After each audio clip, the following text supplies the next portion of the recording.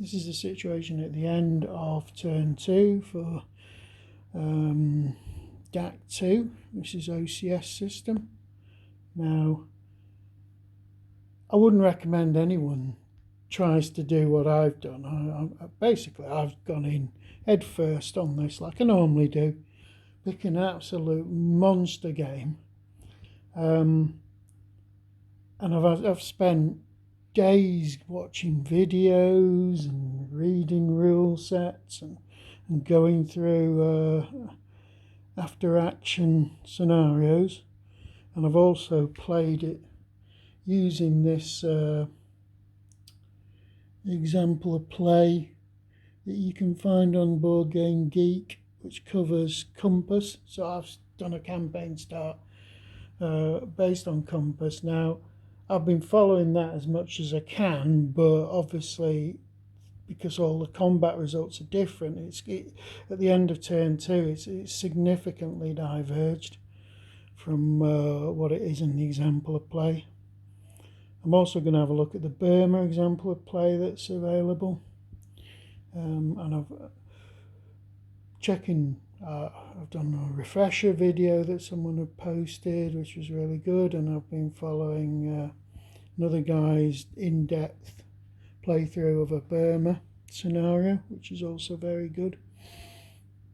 I'm sure there are other resources on Consim World and Facebook and stuff like that, but I don't really tend to use them. I tend to stick to YouTube. And also, as I said, I'm not keen on vassal-based tutorials. I find the whole vassal thing very distracting. So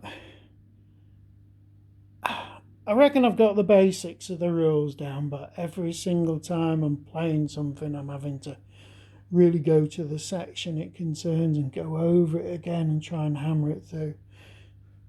The amusing thing I find about this is I think they're actually claiming that this is well,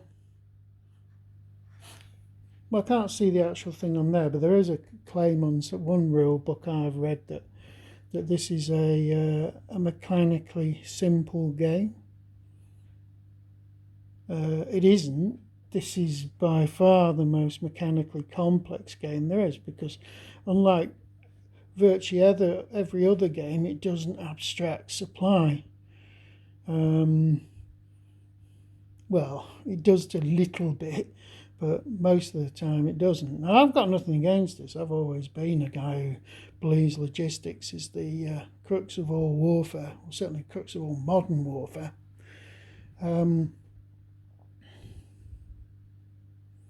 But it's an incredibly difficult game to learn, mainly because the concepts behind it are so different from anything else.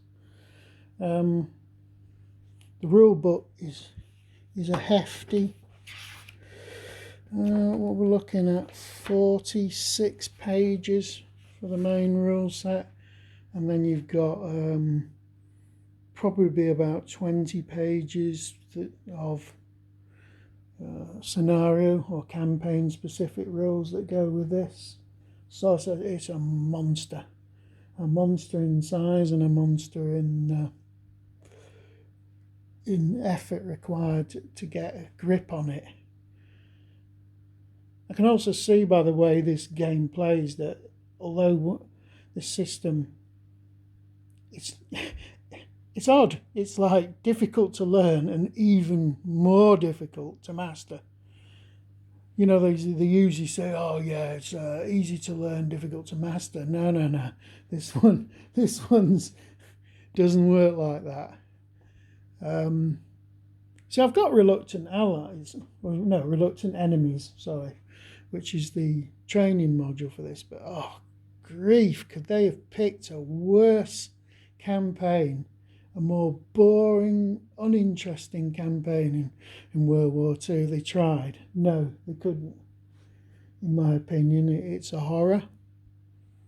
If you're going to go for it, go for a Burma or Tunisia and maybe pick a little scenario. And even if you were going full hog like I have, I would recommend Burma and Tunisia, or even maybe Sicily. Maybe not, because Sicily's got a lot of he's got amphibious invasions and stuff to do.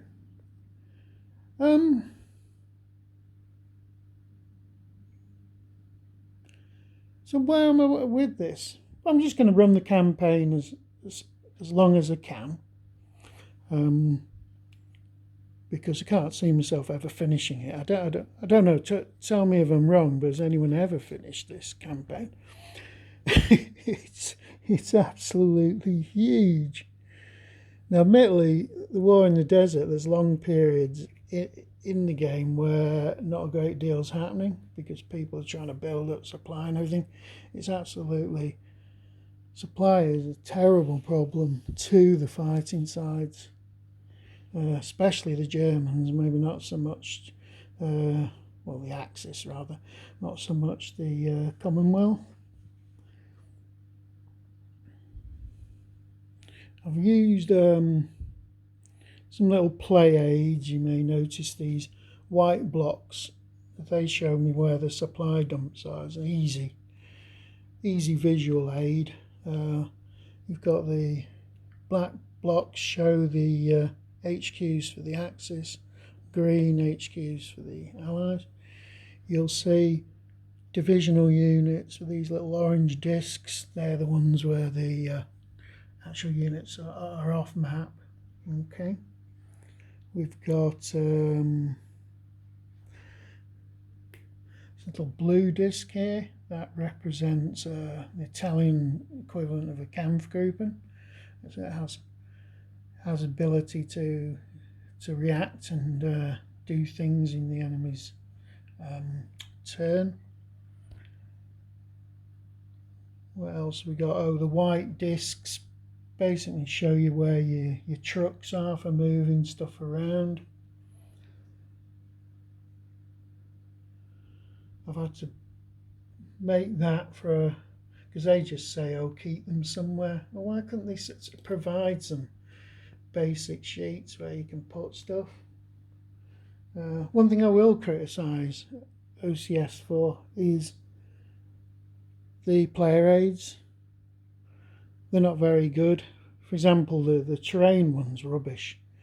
Not only does it not have a key for the terrain next to the thing, it also splits.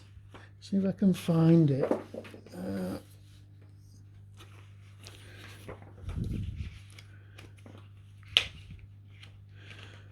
Here it is. Here it is. So it's like got, so he just tells you what the terrain is, and then it says, gives its characteristics for combat, and then there's a separate table for doing a similar thing for movement. Whereas on the Board Game Geek, someone's not only put the two tables together, merged them together, and put the terrain key in, because you have to go back to the terrain key, which is over here on the map. So the quality of the player aids, they're not very good, and there isn't basic things like an summary of the OCS turn. Luckily there's one on Board Game Geek that's pretty good. So you even got a little track where you can put your marker going down, keep yourself up to date with which particular phase you're in. We've got other little things off Board Game Geek that look at the movement modes. That's really useful, and the supply gives you a basic rundown of how you use supply, which is really complicated. Other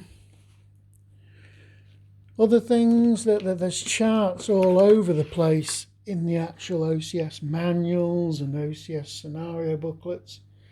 These should have been on player aids. They shouldn't be on the back of rule books scattered around everywhere. You do get your basic set of tables, which is good. Can't argue with that. It's nice and clear and good. You get two of them, so each player's got one of those.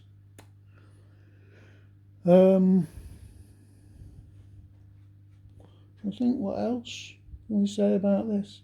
Oh, setup. Setup's awful because it's not clear from the setup which units are which.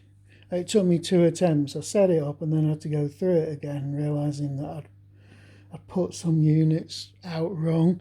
Because even though you've got units that are like in divisions, like this one here, that's 4th. That's 4th Indian. Because you can tell, because he's got the divisional stripe for the 4th Indian. It didn't say 4th Indian. Whereas if you look at another one down here, that's 4th Indian, but that's got its divisional notation on it. And there's problems with this all over the place in the setup. There's errors in some of the setup counters. There's problems, similar problems with the 7th Armoured. Well, there's certainly problems with the like the support things, because they're in the setup as Royal Horse Artillery, but it'll have the number correct, but there'll be no Royal Horse Artillery RHA on the left hand side. Oh, just makes things really bad. I'm sure there must be a set of replacement counters for this. Now there are also some counters that appear to be missing. Only 3 of them, which I've never tracked down, and I'm using proxies for them, and from the Italian units, and I'm assuming that either I've missed them somehow, or I'll be able to simply, when the proxy dies, or the proxy's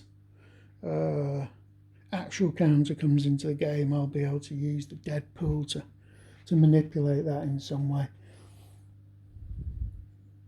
It could well be, as I may have just said, I've actually lost some of the counters. It's possible, because I have tried to play this game before.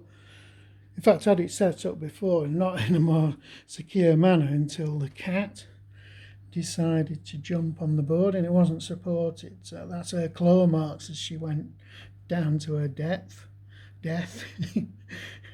She didn't die really, but she wasn't very popular, let's put it that way. So there we go. A very, very complicated game, but it's an interesting game, and I'll be keeping this going for a bit.